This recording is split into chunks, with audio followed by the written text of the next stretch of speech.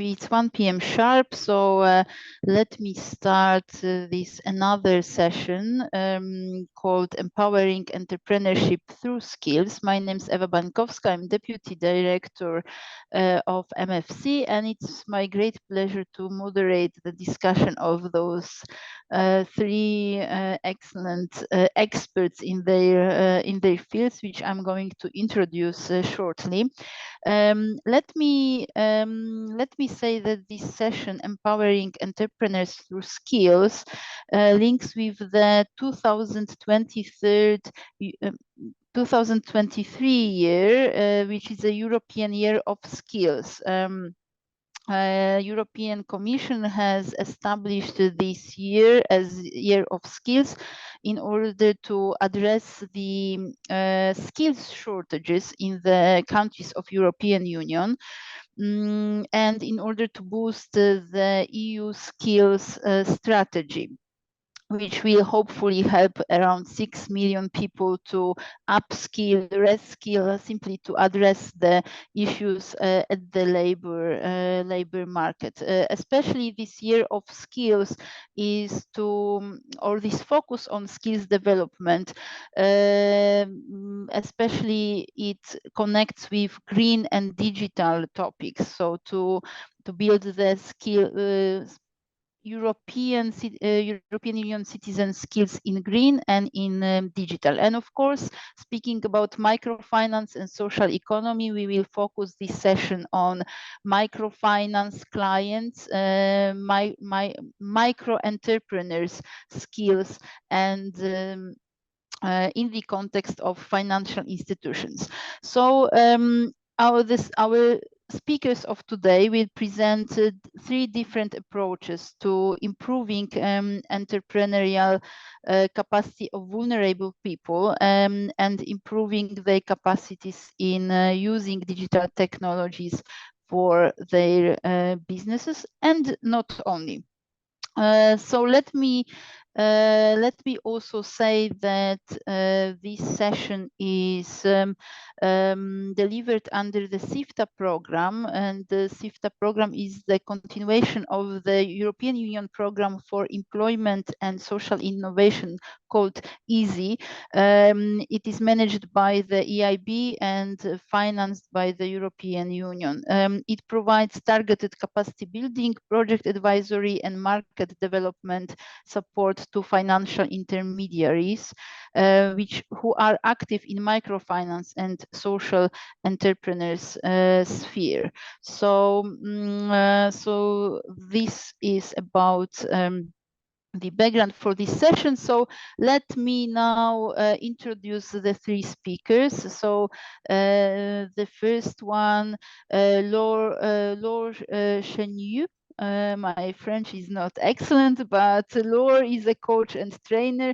She supports people looking for professional guidance along a journey that involves discovering their life mission, that leads to construction of a strategic plan. She delivers creation training and coaching as a volunteer at ADI from France. Laure, welcome to our session. And then the next person, that's Justyna Petkowska, my fellow colleague at MFC, a research manager. She will present the tools that MFC developed together with its members to improve digital capability of micro entrepreneurs. The development of these tools was supported by the Center for Inclusive Growth at MasterCard. Last but not least, Joanna Afoso, our great colleague from EMFP. Joanna is financial inclusion specialist at the European Microfinance Platform, overseeing coordination, research, and outputs of all the EMFP action groups. She's a part of content team organizing the European Microfinance Week and the European Microfinance Award, and oversees the coordination of the European Research Conference on microfinance. So again, welcome to the session. Also, I would like to welcome all the attendees, the participants. If I would like to ask you all watching us and listening to us, if you could post in the chat box, if you can post there the organization and country you are from, so that we know who is with us today. So take a second and please let us know the organization name and the country you are from. Waiting for messages from our attendees, let me simply open the discussion. Let me open this, the presentation of those three different approaches to developing the skills of micro entrepreneurs. So let me start with Laure from ADI. Laure, if you would, I would like to ask you simply to share with us what's the experience, how do ADI develop skills of their clients? Do you think maybe I have to present ADI first? Or Sure, go ahead. Yeah. Mm-hmm. Yeah, I have a slide about it. Okay, So perfect. Yeah. Thank you. So please share your slide with us, and yeah, let's start from Adi. Mm-hmm. So Adi was created. Sorry, I'm not very good at it.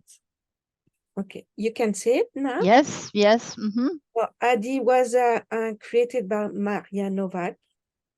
Maria Novak also created the MFC. Exactly. It's 35 years ago, and it's a French non-governmental organization that makes microcredits. And the idea defends the idea that anyone, even without a capital, even without a diploma, can become an entrepreneur if they have access to credit and professional support. So now in ADI, we are 800 employees and 12,000 volunteers. I'm one of them. And one of my missions is trainer. And today I speak to you about our brand new program. This program is called I Become an Entrepreneur with ADI, which is quite long. In French, it is Je deviens entrepreneur avec l'ADI. That's why the shortened version is J2A. And so if you see on my slide, J2A is just the name of the training program, which is shorter than I Become Entrepreneur with ADI. Okay. Do you start my presentation now? Yeah. Mm-hmm. Okay. Go ahead. Mm-hmm. So at ADI, we have different supporting programs. And this one I'm talking to you about today is a brand new one that we started beginning of this year. And we wanted to make it especially for people who are ready to start their business and the future clients or our clients. And so people will need a financing requirement. But then entrepreneurial approach is needed to be consolidated. And how is the prescribing process? It's the employees, the loan officers, during the appraisal meeting, if they diagnose the needs for extra support, for support for non-financial service, which is they ask us to register them to the training session.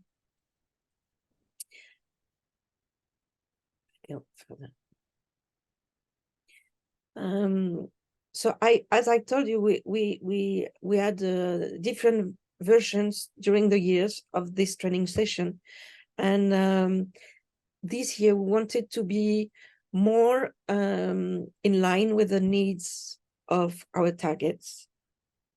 And also that's why this program has been shortened to 3 days program. 10 years ago, we had a 3 weeks program. Then 10 days, now it's 3 days, because we want to be, we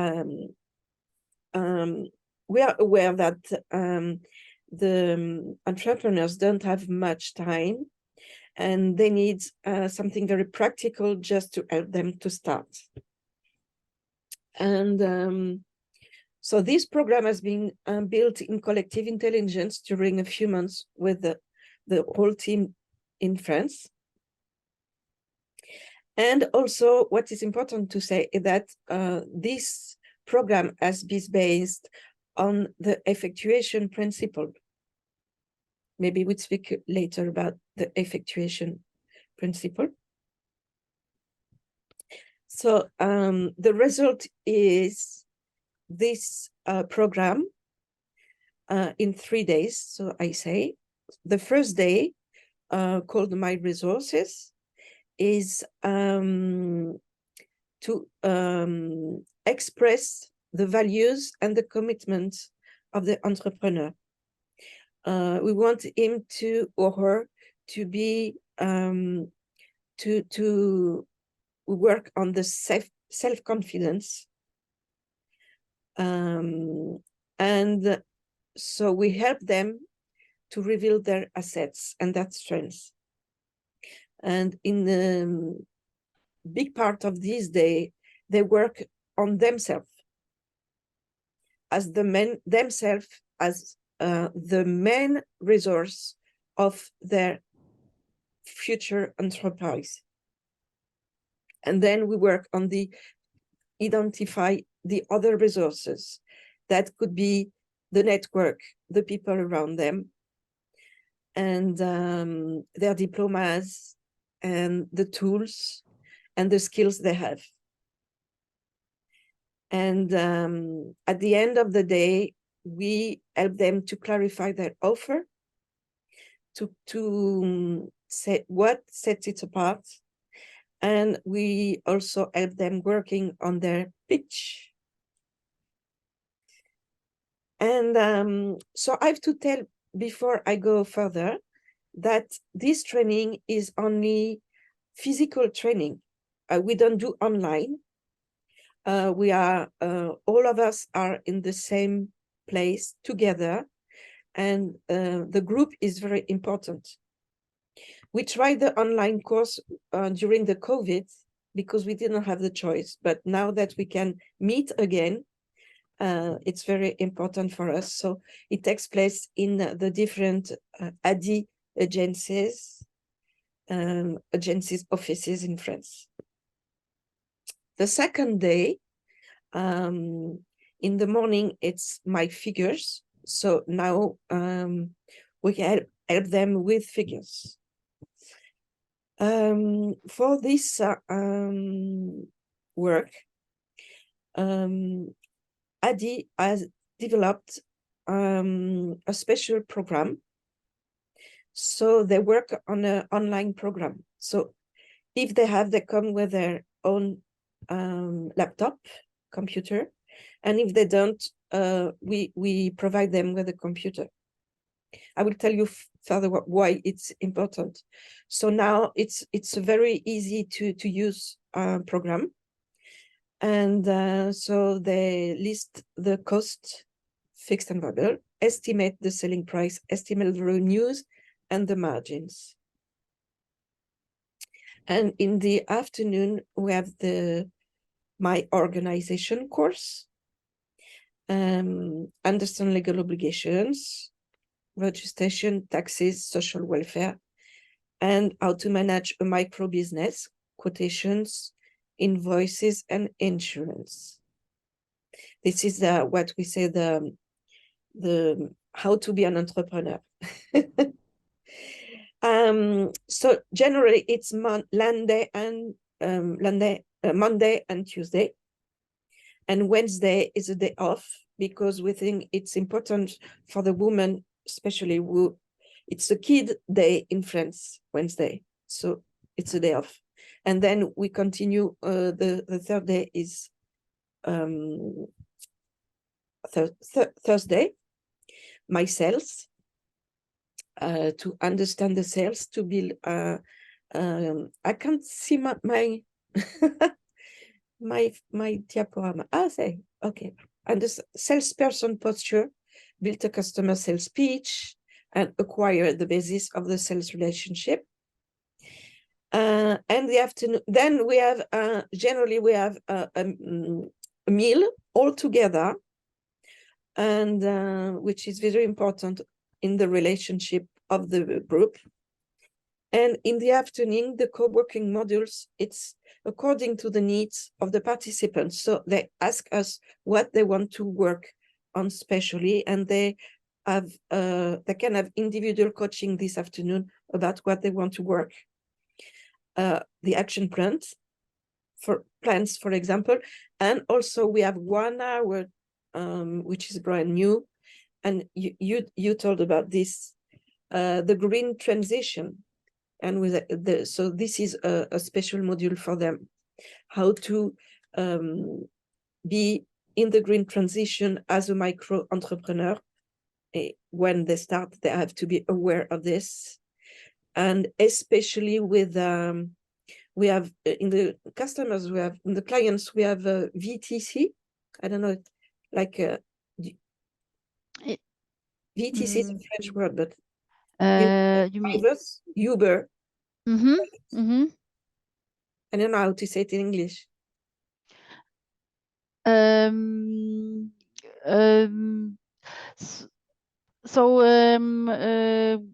Can you just maybe explain, try to explain what it means? The drivers that work with the platforms like Uber. Yeah.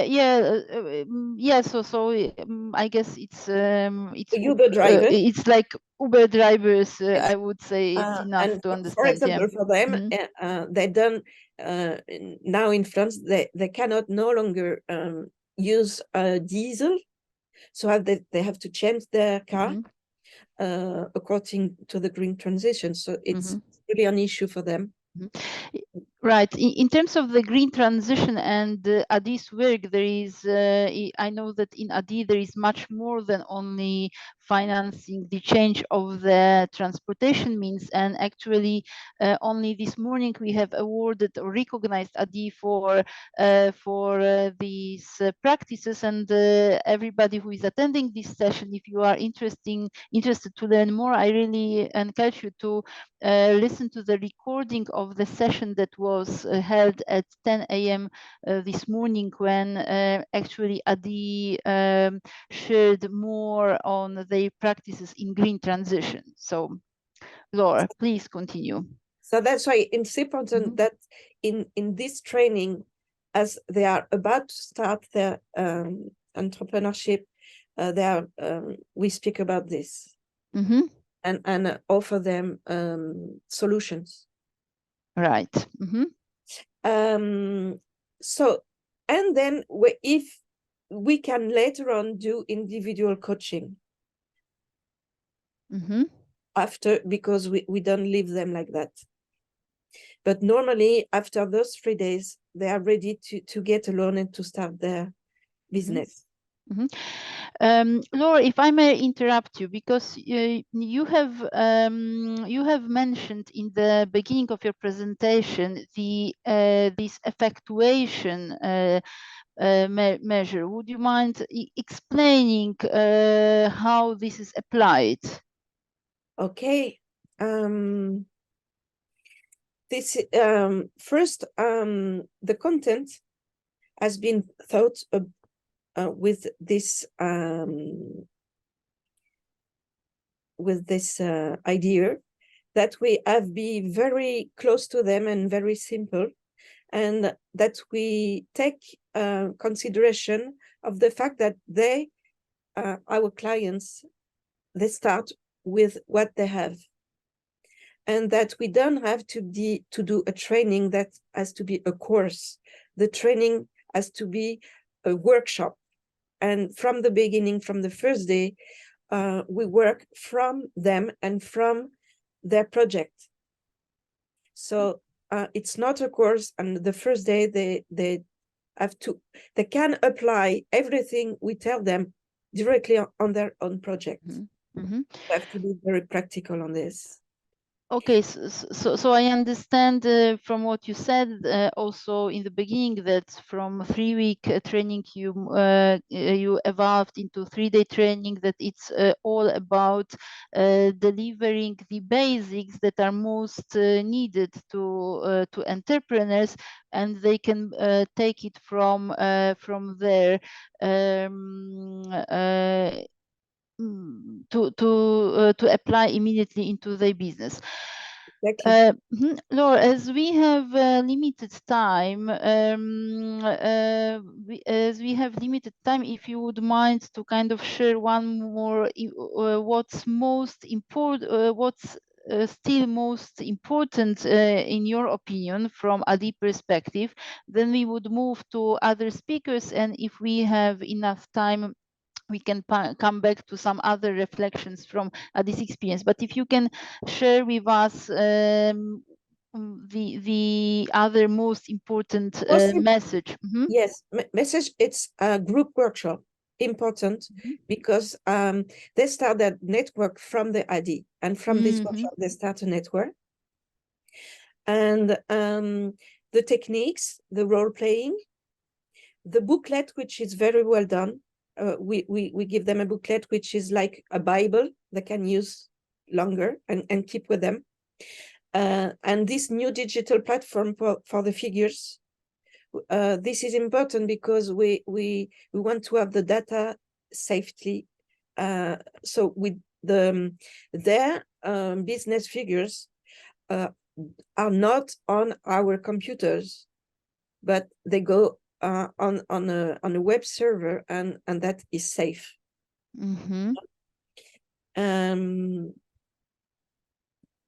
So I think I can. That's all for me. Okay, thank you, Laura. If anybody has questions to Laura's presentation, please please let us know in the chat. Let me now move to. Let me now continue actually with skills, my entrepreneur skills building. However, this will relate also to entrepreneurship, but this time how to development of digital skills, that the approach that is focused on developing digital skills of entrepreneurship. And I would like to ask Justyna to present the results, to speak about the project that was actually a pilot test of how to approach client skills building in digitalization. So Justyna, our virtual floor is yours now. I'm afraid we can't hear you. So maybe let's do like this. Joanna, if I may ask you to step in, and we will start with you while I will ask Justyna to solve the issue of her mic. So Joanna, you are part of the working group that has been working on business development services for migrants, right? So we are jumping again, following Laura's presentation, to building the skills of building the business skills of people, but focusing on migrants. So Joanna, would you mind sharing with us the results of the working group work? Thank you, Eva. And are you seeing the slides? Yes, yes. Okay, But great. Joanna, can you just put them into yeah, sure. Presentation mode? Is it okay? Perfect now. Yes, thank you. Okay, thank you, Eva, and thank you for inviting us to share the results of, or the main takeaways of the joint working group we have with MFC, precisely on business development services for migrants and refugees. Although the working group focuses on a very specific population, and the challenges that they face are common to the host low-income populations and clients of the microfinance institutions. So I think we have something to contribute to the discussion on building the skills of these entrepreneurs, especially because often the services and the solutions that are found are common to the groups, even if with adaptations in the case of the clients and of the migrants and refugees. I will start with just a very few words on the working group. It was created this year following experiences from both EMFP and MFC, and it is open to all institutions and individuals working on or interested in the topic of promoting and supporting migrant and refugee entrepreneurs through microfinance. The working group has been a place and an opportunity to exchange experiences and share knowledge on the topic of financial inclusion and support of migrants and refugees, and also a place where the different stakeholders can engage and can engage in collaborations with other institutions that are serving and working on the integration of these populations.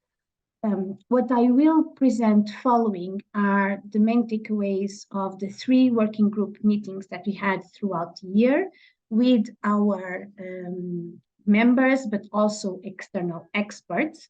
And I will do this in 2 main parts. One that is what we identified, or what the members of the group identified as key features and some examples of successful business development programs. And then on a second part, what are the elements linked to the monitoring and evaluation of these programs and initiatives. So starting here, and I think I will touch in some of the things that Laura mentioned when presenting the program from ADI. It is important to understand that offering business development services to vulnerable populations is important to ensure the business success, but also to guarantee and to minimize credit risk and the repayment of the loans. But this is most often not the core business of the microfinance institutions. The case of ADI is a special one for the size, the history of the institution, but that is not the case of most institutions that often do not have the resources necessary to offer these services. And when we talk about migrants and refugees, even more, because they have special needs in terms of education and languages, etc., that clearly it's not the core business of the microfinance institutions. So one first element here is that an holistic approach and the multi-stakeholder involvement is absolutely crucial, especially if testing innovative solutions and trying to scale some of these innovative solutions. The other element that came out from the discussions is that, like with the financial services itself, the design of the projects and the business models that are chosen need to be adapted to the local context and to the specific needs of the entrepreneurs that are targeted. And for example, a simple question as the cost of the services can be dealt in different ways depending on the type of entrepreneurs that we are working with, the type of business sectors they are working in, the location, etc.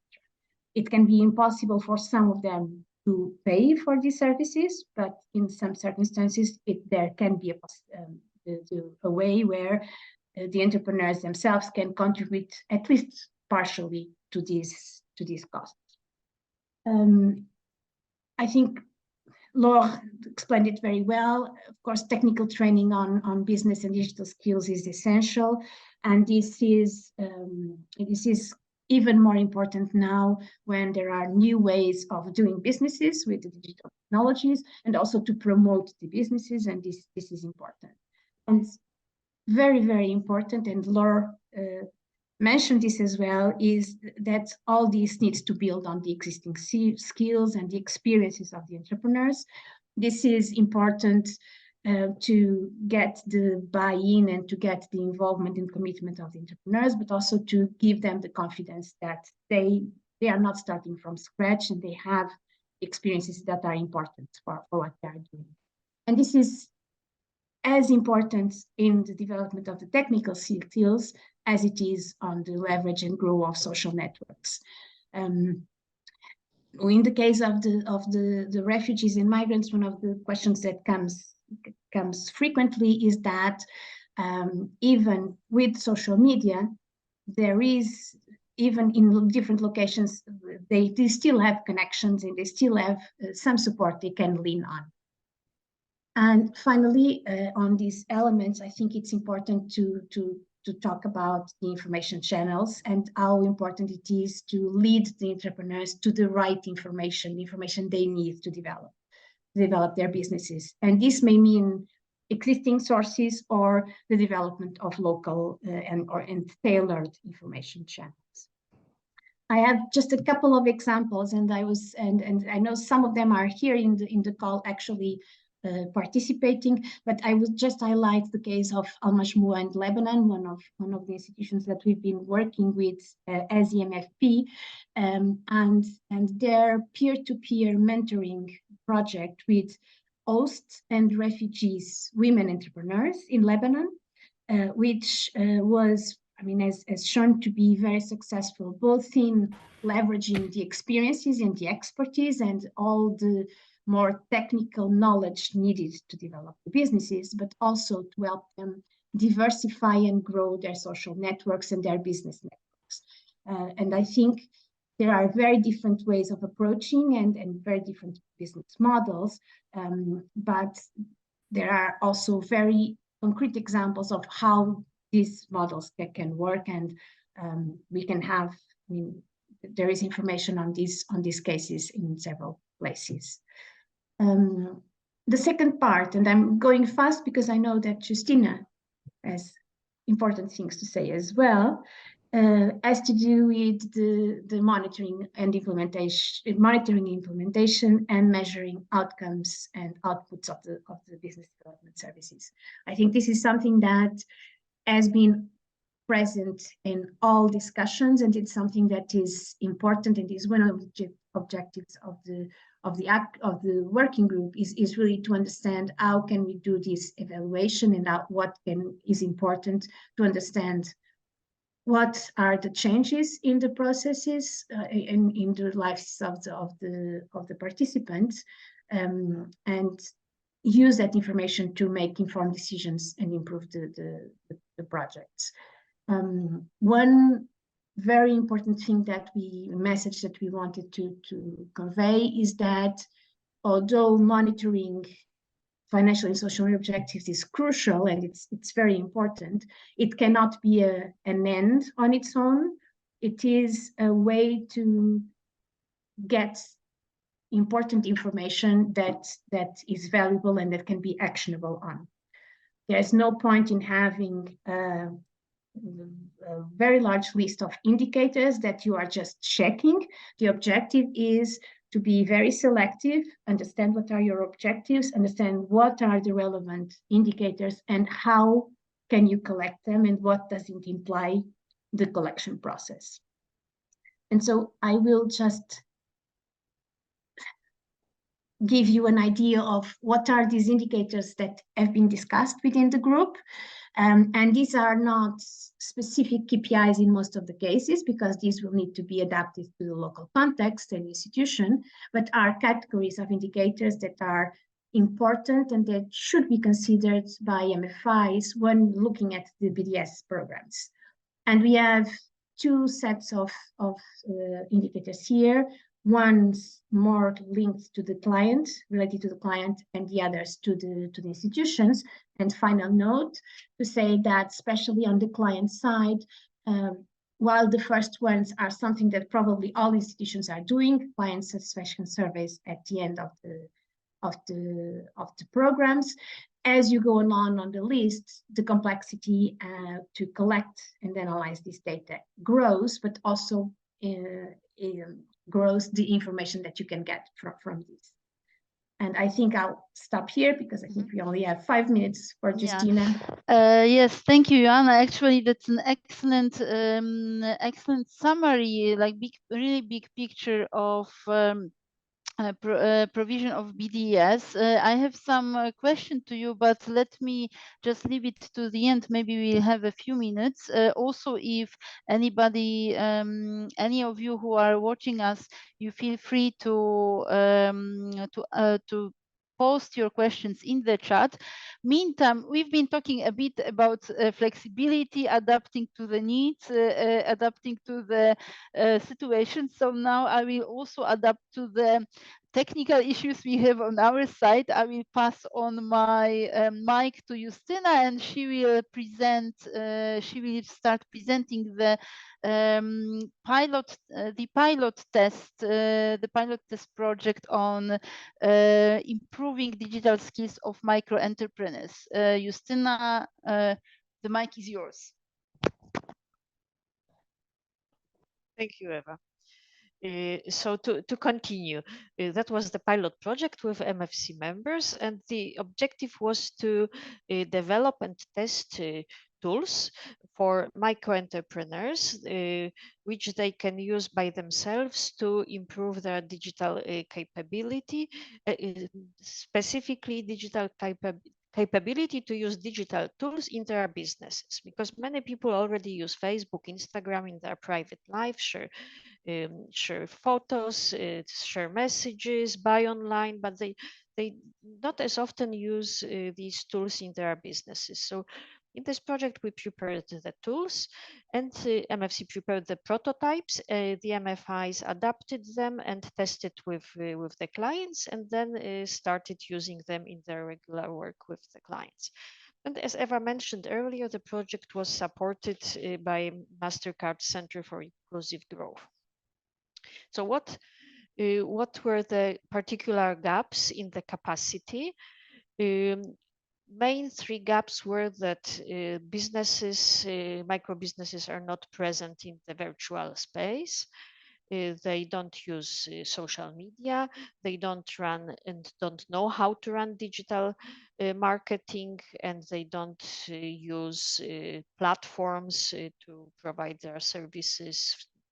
The example here is service booking platforms and portals. So these were the main capability gaps. And we developed two tools. And the first one was the quiz. Check to what extent your business is digitalized. It was a quiz for micro entrepreneurs, very easy to go through. And at the end, there was an instant diagnosis.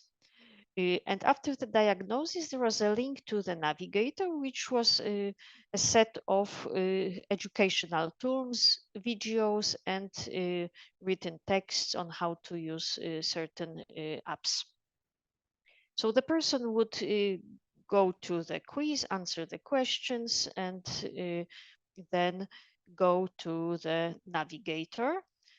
And in the navigator, there were 6 topics. How to use Google, how to position, how to put your business on Google Maps, how to use Instagram and Facebook for promotion of products, how to set up own website, how to use sales platforms, and how to make digital payments available to the clients. And we wanted to have these tools very easy to access. So that's why they could be accessed via a computer, tablet, or smartphone. And these were short text and short videos, simple things to understand by micro entrepreneurs themselves without the need to go for further training. And MFIs had several options for implementation of the tools. For instance, here we have an example of MicroInvest, which organized a social media campaign and shared the link to the quiz first. and encouraged their clients and observers to take a quiz and to diagnose the level of digitalization of their enterprises. And then they organized a second social media campaign to promote the navigator, the educational videos and texts. So that was one of the approach, social media campaign and sharing the links to those resources.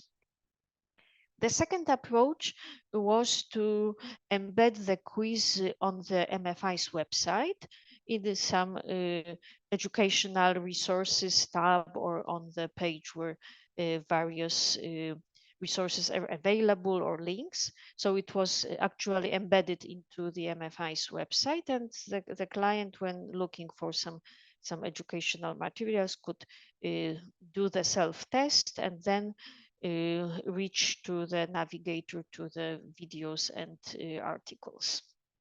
So that was the second implementation option. And the third one was, again, the social media campaign, but this time Noah, for instance, from Albania, had a series of social media posts. Each of them was about a separate tool out of a separate topic. Out of these 6 topics, they had a separate post about each topic.